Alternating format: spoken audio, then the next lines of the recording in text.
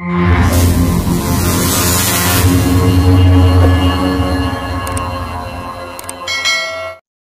ಒಂದು ತರಗತಿಯಲ್ಲಿ BM ಶ್ರೀಕಂಠಯ್ಯ ಅವರು ಬರೆದಿರುವ ಕಾರಿ ಹೆಗ್ಗಡೆಯ ಮಗಳು ಪದ್ಯಪಾಠದ ಬಗ್ಗೆ ತಿಳಿದುಕೊಳ್ಳೋಣ. ಪದ್ಯಪಾಠಕ್ಕೆ ಹೋಗೋಕ್ಕೆ ಮೊದಲು ಕವಿ ಪರಿಚಯವನ್ನ ನೋಡೋಣ. ಕವಿ BM ಶ್ರೀಕಂಠಯ್ಯ ಕನ್ನಡದ ಪ್ರಸಿದ್ಧ ಕವಿ, ಸಾಹಿತಿ, ಲೇಖಕ. BM ಶ್ರೀಕಂಠಯ್ಯ ಅವರ ಪೂರ್ಣ ಹೆಸರು ಬೆಳ್ಳೂರು ಮೈಲಾರಯ್ಯ ಶ್ರೀಕಂಠಯ್ಯ. ಇವರಿಗೆ ಇರುವಂತಹ ಬಿರುದುಗಳು ಕನ್ನಡದ ಕಣ್ವ, ಕರ್ನಾಟಕದ ಆಚಾರ್ಯ ಪುರುಷ, ರಾಜ ಸೇವಾಸಕ್ತ. ಇವರ ಕಾವ್ಯನಾಮ ಶ್ರೀ. ಇವರು ಜನವರಿ 3, 1884ರಲ್ಲಿ ಜನಿಸಿದರು. ಇವರ ಸ್ಥಳ ತುಮಕೂರು ಜಿಲ್ಲೆಯ ತುರುವೇಕೆರೆ ತಾಲೂಕಿನ ಸಂಪಿಗೆ ಗ್ರಾಮ. ಇವರ ಕೃತಿಗಳು ಇಂಗ್ಲಿಷ್ ಗೀತೆಗಳು, ಗದಾಯುದ್ಧ ನಾಟಕಂ, ರಜತ ಮಹೋತ್ಸವ, ಪಾರಸಿಕರು, ಹೊಂಗನಸು, ಕನ್ನಡ ಸಾಹಿತ್ಯ ಚರಿತೆ, ಇಸ್ಲಾಂ ಸಂಸ್ಕೃತಿ, ಕನ್ನಡ ಬಾವುಟ ಇತ್ಯಾದಿ. ಗೌರವ ಪುರಸ್ಕಾರಗಳು ಮೈಸೂರು ಮಹಾರಾಜರು BM ಶ್ರೀ ಅವರಿಗೆ ರಾಜ ಸೇವಾಸಕ್ತ ಎಂಬ ಬಿರುದನ್ನು ನೀಡಿದ್ದಾರೆ. BM ಶ್ರೀ ಅವರು ಗುಲ್ಬರ್ಗದಲ್ಲಿ ನಡೆದ 14ನೇ ಅಖಿಲ ಭಾರತ ಕನ್ನಡ ಸಾಹಿತ್ಯ ಸಮ್ಮೇಳನದ ಅಧ್ಯಕ್ಷರಾಗಿದ್ದರು. ಅಲ್ಲದೆ ಕನ್ನಡ ಸಾಹಿತ್ಯ ಪರಿಷತ್ತಿನ ಉಪಾಧ್ಯಕ್ಷರಾಗಿದ್ದರು. ಪದ್ಯವನ್ನು ಒಂದು ಬಾರಿ ಓದುತ್ತೇನೆ. ತದನಂತರ ಪದ್ಯದ ಸಂಪೂರ್ಣ ಸಾರಾಂಶವನ್ನ ತಿಳಿದುಕೊಳ್ಳೋಣ. ಪದ್ಯ ಕಾರಿ ಹೆಗ್ಗಡೆಯ ಮಗಳು. ಕವಿ BM ಶ್ರೀಕಂಠಯ್ಯ. ಪಡುವ ದಿಬ್ಬದ ಗೌಡನೊಬ್ಬನು ಬಿಡದೆ ತೊರೆಯನ ಕೂಗಿಕೊಂಡನು. ತಡೆಯದೀಯದೆ ಗಡುವ ಹಾಯಿಸು ಕೊಡುವೆ ಕೇಳಿದ ಹೊನ್ನನು. ಆರು ನೀವೀ ಕರಗಿ ಮೊರೆಯುವ ನೀರು ಕಾಯಲ ಹಾಯುವವರು. ಪಡುವ ದಿಬ್ಬದ ಗೌಡನ ನೀ ಮಡದಿ ಕಾರಿಯ ಕುವರಿಯು. ಓಡಿ ಬಂದೆವು 3 ದಿವಸ ಜಾಡ ಹಿಡಿದು ಹಿಂದೆ ಬಂದರು. ನಮ್ಮ ನೀ ಕಣಿವೆಯಲ್ಲಿ ಕಂಡರೆ ಚಿಮ್ಮಿ ಹರಿಯುವುದು ನೆತ್ತರು.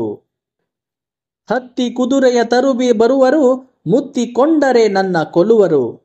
ಘೋರ ದುಃಖದ ನಾರಿಯನು ಬಳಿಕಾರು ನಗಿಸಲು ಬಲ್ಲರು. ಆಗ ಅಂಜದೆ ತೊರೆಯನೆಂದನು ಬೇಗ ಜೀಯ ಓಡ ತರುವೆನು.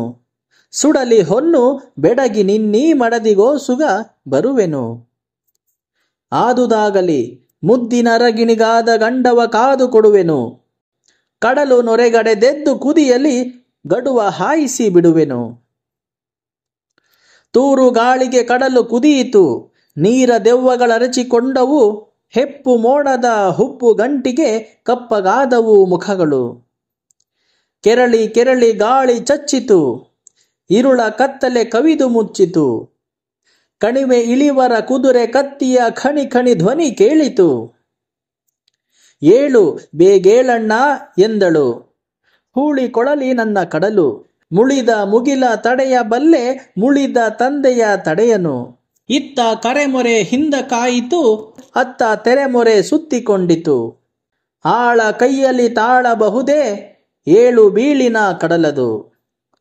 ಅಲೆಗಳಬ್ಬರದಲ್ಲಿ ಮೀಟಿ ಮುಳುಗುತಿಹರು, ಏಳುತಿಹರು. ಕರೆಗೆ ಬಂದ ಕಾರಿ ಹೆಗ್ಗಡೆ ಕರಗಿ ಮುಳಿಸು ಅತ್ತನು. ತೊಂಡು ತೆರೆಗಳ ಮುಸುಕಿನಲ್ಲಿ ಕಂಡು ಮಗಳ ಕರಗಿ ಹೋದ. ಒಂದು ಕೈ ನೀಡಿದಳು ನೆರವಿಗೆ, ಒಂದು ತಬ್ಬಿತ್ತು ನಲ್ಲನ. ಮರಳು ಮರಳು ಮಗಳೇ ಎಂದ ಮೊರೆವ ಕಾಯಲ ಗಂಟಲಿಂದ. ಮರೆತೆ ಒಪ್ಪಿದೆ ನಿನ್ನ ನಲ್ಲನ, ಮರಳು ಕಂದಾ ಎಂದನು. ಮರಳಬಹುದೇ ಹೋಗಬಹುದೇ, ಕರೆಯ ತೆರೆಯಪ್ಪಳಿಸಿ ಹೊಯ್ದು ಹೊರಳಿ ಹೋದವು ಮಗಳ ಮೇಲೆ. ಕೊರಗಿನಲ್ಲಿ ಅವನುಳಿದನು. ಪದ್ಯದ ಸಂಪೂರ್ಣ ಸಾರಾಂಶವನ್ನ ತಿಳಿಯೋಣ. ಪಶ್ಚಿಮ ದಿಕ್ಕಿನಲ್ಲಿ ಅತ್ಯಂತ ಪ್ರಭಾವಶಾಲಿಯಾದ ಗೌಡನಿಗೆ ಹೆತ್ತ ಮಗಳು ಪ್ರೀತಿಸಿದವನೊಡನೆ ಓಡಿ ಹೋಗಿದ್ದಾಳೆ ಎಂಬ ವಿಷಯ ಗೊತ್ತಾಗುತ್ತದೆ. ಕೂಡಲೇ ಅವನು ಈ ಹೊಳೆಯನ್ನು ದಾಟುವುದರ ಮೂಲಕವಾಗಿಯೇ ಊರಿನಿಂದ ಹೊರಗೆ ಹೋಗಬೇಕೆಂದು ನಿಶ್ಚಯ ಮಾಡಿಕೊಂಡಿದ್ದನು. ಆದುದರಿಂದಾಗಿ ಗೌಡ ಹೊಳೆಯನ್ನು ದಾಟುವ ಸ್ಥಳಕ್ಕೆ ಬಂದು ದೋಣಿ ನಡೆಸುವವನಿಗೆ, ನಾನು ನೀನು ಕೇಳಿದಷ್ಟು ಬಂಗಾರವನ್ನು ಕೊಡುತ್ತೇನೆ, ಈ ಕೂಡಲೇ ನನ್ನನ್ನು ಹೊಳೆ ದಾಟಿಸು ಎಂದು ಹೇಳುವನು. ದೋಣಿಯ ನಾವಿಕನು ಗೌಡನನ್ನು ಪ್ರಶ್ನಿಸುತ್ತಾನೆ, ಯಾರು ನೀವು? ತುಂಬಿ ಹರಿಯುವ ಹೊಳೆಯಲ್ಲಿ ನಿಮ್ಮನ್ನು ಕರೆದುಕೊಂಡು ಹೋಗುವುದು ಅಷ್ಟು ಸುಲಭದ ವಿಚಾರವಲ್ಲ ಎಂದು ಹೇಳುವನು. ಅದಕ್ಕೆ ಗೌಡನು, ನಾನು ಕಾರಿ ಹೆಗ್ಗಡೆಯ ತಂದೆ ಎಂದು ಸಮಜಾಯಿಸಿ ಉತ್ತರವನ್ನು ನೀಡುತ್ತಾನೆ. ಅಷ್ಟರಲ್ಲಾಗಲೇ ಗೌಡನ ಮಗಳು ಮನೆಯನ್ನು ಬಿಟ್ಟು ತನ್ನ ಪ್ರೇಮಿಯೊಡನೆ ಹೋಗಿ 3 ದಿನಗಳು ಕಳೆದಿರುತ್ತವೆ. ಹಾಗಾಗಿ ಗೌಡನ ಮಗಳಿಗೆ ತನ್ನ ತಂದೆ ಯಾವ ಕಾರಣಕ್ಕೂ ಅಂತರ್ಜಾತಿ ವಿವಾಹವನ್ನು ಒಪ್ಪುವುದಿಲ್ಲ ಎಂದು ಅವಳಿಗೆ ತಿಳಿದಿರುತ್ತದೆ. ಅದಕ್ಕಾಗಿ ಗೌಡನ ಮಗಳು ಕಾರಿ ತನ್ನ ಪ್ರಿಯಕರನಿಗೆ ಹೀಗೆ ಹೇಳುತ್ತಾಳೆ, ನನ್ನ ತಂದೆ ಒಂದಲ್ಲ ಒಂದು ದಿನ ನಾವು ಇರುವ ಸ್ಥಳವನ್ನು ಹುಡುಕಿಕೊಂಡು ಬಂದೇ ಬರುತ್ತಾರೆ. ನಾವು ಕೂಡಲೇ ಈ ಕಣಿವೆಯಿಂದ ತಪ್ಪಿಸಿಕೊಂಡು ಹೋಗಬೇಕು, ಇಲ್ಲದಿದ್ದರೆ ನಮ್ಮನ್ನು ಸಾಯಿಸುವುದಕ್ಕೂ ನನ್ನ ತಂದೆ ಹೇಸುವುದಿಲ್ಲ. ನನ್ನ ತಂದೆಯ ಜನರು ತುಂಬ ಅಧಿಕವಾಗಿದ್ದಾರೆ. ಅವರುಗಳು ಕುದುರೆಯನ್ನು ಏರಿಕೊಂಡು ಬಂದು ನನ್ನ ಕರೆದುಕೊಂಡು ಹೋಗುವರು. ಅವರುಗಳೆಲ್ಲ ಸೇರಿಕೊಂಡರೆ ನನ್ನನ್ನು ಕೊಂದೇ ಬಿಡುವರು. ಹಾಗಾಗಿ ನನ್ನನ್ನು ಆದಷ್ಟು ಬೇಗನೆ ಇಲ್ಲಿಂದ ಕರೆದುಕೊಂಡು ಹೋಗು ಎಂದು ದುಃಖದ ಮೂಲಕ ಕಾರಿ ತನ್ನ ಪ್ರೇಮಿಯ ಬಳಿ ಕೇಳಿಕೊಳ್ಳುತ್ತಾಳೆ. ಧೈರ್ಯದಿಂದ ಆ ಪ್ರೇಮಿ, ನಾವು ಈ ಕೂಡಲೇ ಇಲ್ಲಿಂದ ಮುಂದೆ ಹೋಗೋಣ ಎಂಬ ತೀರ್ಮಾನಕ್ಕೆ ಬರುವನು. ಹೊಳೆಯ ಹತ್ತಿರ ದೋಣಿ ನಡೆಸುವ ನಾವಿಕನ ಹತ್ತಿರ ಬಂದು, ನನ್ನಲ್ಲಿ ಇರುವ ಹೊನ್ನು ಎಷ್ಟು ಖರ್ಚಾದರೂ ಪರವಾಗಿಲ್ಲ, ನಾವುಗಳು ಈ ಹೊಳೆಯನ್ನು ದಾಟಬೇಕೆಂದು ಒಬ್ಬ ನಾವಿಕನ ಹತ್ತಿರ ಕೇಳಿಕೊಳ್ಳುತ್ತಾರೆ. ಆದರೆ ದೋಣಿಯ ನಾವಿಕ ಇವರುಗಳ ನಿಜವಾದ ಪ್ರೀತಿಯನ್ನು ಅರಿತವನಾಗಿರುತ್ತಾನೆ. ಆದುದರಿಂದ ಅವನು ಹೊನ್ನಿಗೆ ಆಸೆಯನ್ನು ಪಡದೆ ಗೌಡನ ಮಗಳ ಗುಣಕ್ಕೆ ಬೆಲೆ ಕೊಟ್ಟು ಹೊಳೆ ದಾಟಿಸುವುದಕ್ಕೆ ಮುಂದೆ ಬರುವನು. ಏನೇ ಆಗಲಿ ದೈವದ ಇಚ್ಛೆ ಎಂದು ಅರಿತ ನಾವಿಕ ಬೇಗನೆ ತನ್ನ ದೋಣಿ ನಡೆಸಲು ಹುಟ್ಟನ್ನು ಹಾಕುವುದಕ್ಕೆ ಪ್ರಾರಂಭಿಸುತ್ತಾನೆ. ನದಿಯು ಎಷ್ಟೇ ಜೋರಾಗಿ ಹರಿಯಲಿ ನಾನು ಹೆದರುವುದಿಲ್ಲ, ಆದಷ್ಟು ಬೇಗನೆ ನಿಮ್ಮನ್ನು ಸಂಕಷ್ಟದಿಂದ ಪಾರು ಮಾಡುವೆ ಎಂದು ಆ ನಾವಿಕ ಹೇಳುತ್ತಾ ದೋಣಿಯ ಹುಟ್ಟನ್ನು ಹಾಕುವುದಕ್ಕೆ ಮುಂದಾಗುವನು. ಹೀಗೆ ಹೊಳೆಯ ನಡುವೆ ಹೋಗುತ್ತಿರುವಾಗ ಅಷ್ಟರಲ್ಲಾಗಲೇ ವಿಧಿಯ ಇಚ್ಛೆಯೇ ಬೇರೇನೇ ಆಗಿರುತ್ತದೆ.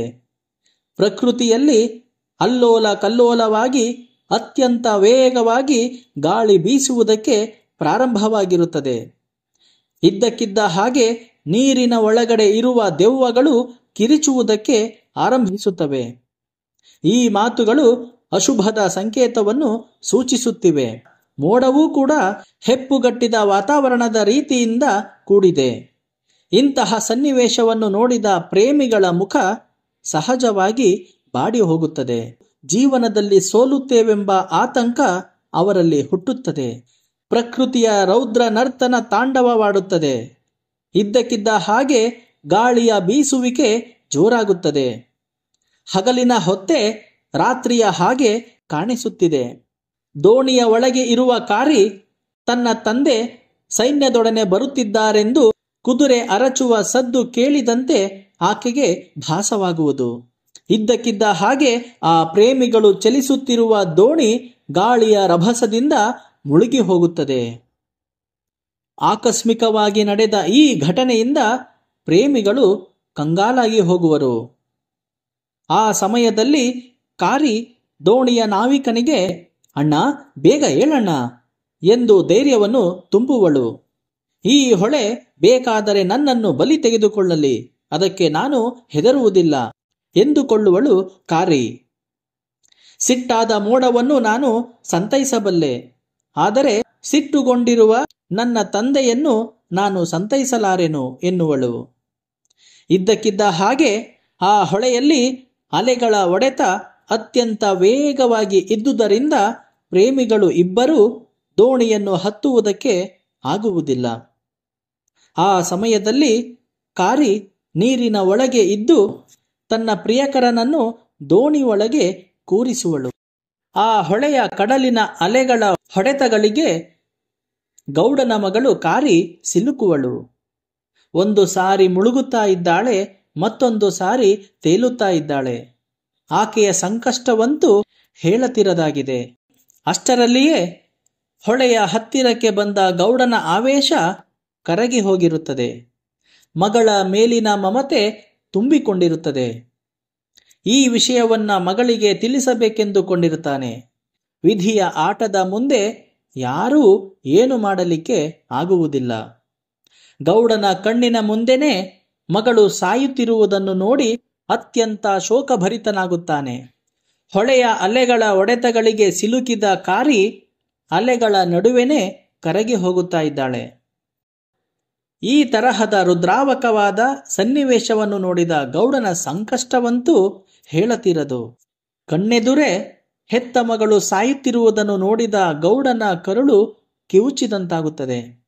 ಕಾರಿ ಸಾಯುತ್ತಿರುವಾಗ ಆಕೆಯ ಒಂದು ಕೈ ತನ್ನ ಪ್ರಿಯಕರನನ್ನು ಹಿಡಿದಿರುತ್ತದೆ. ಆದರೆ ಅಸಹಾಯಕನಾದ ಪ್ರಿಯಕರನು ತನ್ನ ಕಾರಿ ಸಾಯುತ್ತಿರುವುದನ್ನು ನೋಡಿ ರೋಧಿಸುತ್ತಾನೆ. ಕಾರಿ ಸಾಯುವುದನ್ನು ಕಂಡ ಗೌಡ, ಹುಚ್ಚು ಮಗಳೇ, ನೀನು ಆತುರವಾದ ನಿರ್ಧಾರವನ್ನು ಮಾಡಿಕೊಂಡೆ, ಅವಸರವನ್ನು ಪಟ್ಟು ಅನಾಹುತ ಮಾಡಿಕೊಂಡೆ. ಮರುಳು ಮರುಳು ಮಗಳೇ, ನಾನು ನಿಮ್ಮ ಪ್ರೇಮ ವಿವಾಹಕ್ಕೆ ಸಮ್ಮತಿ ಕೊಟ್ಟಿರುವೆ ಎಂದು ತನ್ನ ಮನಸ್ಸಿನಲ್ಲಿಯೇ ಅಂದುಕೊಳ್ಳುತ್ತಾ ಕಣ್ಣೀರು ಹಾಕುವನು. ಪದ್ಯದ ಕೊನೆಯಲ್ಲಿ ಕವಿ ಈ ತೆರನಾದಂತಹ ಪ್ರೇಮ ವಿವಾಹಗಳು ನಮ್ಮ ನಾಡಿನಲ್ಲಿ ಮತ್ತೆ ಮತ್ತೆ ಮರುಕಳಿಸಬಹುದೇ ಎಂದು ಪ್ರತಿಯೊಬ್ಬರೂ ತಮ್ಮನ್ನು ತಾವು ಪುನರ್ ಅವಲೋಕನವನ್ನ ಮಾಡಿಕೊಳ್ಳಬೇಕೆಂದು ಕರೆ ನೀಡುವರು. ಮಗಳನ್ನು ಕಳೆದುಕೊಂಡ ತಂದೆಯಂದಿರ ದುಃಖ ಸದಾ ಕೊರಗಿನಿಂದ ಇರುತ್ತದೆ ಎಂದು ಈ ಕವನ ಸಾರುತ್ತದೆ. ಒಟ್ಟಾರೆಯಾಗಿ ಈ ಪದ್ಯದಲ್ಲಿ ಯೌವನದ ಪ್ರೇಮ ಕಾರಿ ಹೆಗ್ಗಡೆಯ ಮಗಳಲ್ಲಿ ಇರುವುದು ಹೃದಯ ಸ್ಪರ್ಶಿಯಾಗಿ ಮೂಡಿಬಂದಿದೆ. ಕಾರಿಯ ಕನಸು ಇನ್ನೇನು ಕೈಗೊಂಡಿತು ಎನ್ನುವಾಗ ಆಕೆ ಅಕಾಲಿಕ ಮರಣಕ್ಕೆ ತುತ್ತಾಗುವಳು. ಈ ದುರಂತ ಸನ್ನಿವೇಶ ಓದುಗರಲ್ಲಿ ತಲ್ಲಣ ಉಂಟು ಮಾಡುತ್ತದೆ. ನವ ಜೋಡಿಯ ಪ್ರೇಮದ ಉತ್ಕಟತೆ, ತೊರೆಯ ಮನೋವೈಜ್ಞಾನಿಕತೆ, ಕರಾಳ ರಾತ್ರಿಯ ಅನುಭವಗಳು ಓದುಗರ ಮನ ಕಲಕುವುದೇ ಕಾವ್ಯದ ಪ್ರಧಾನ ಆಶಯವಾಗಿದೆ.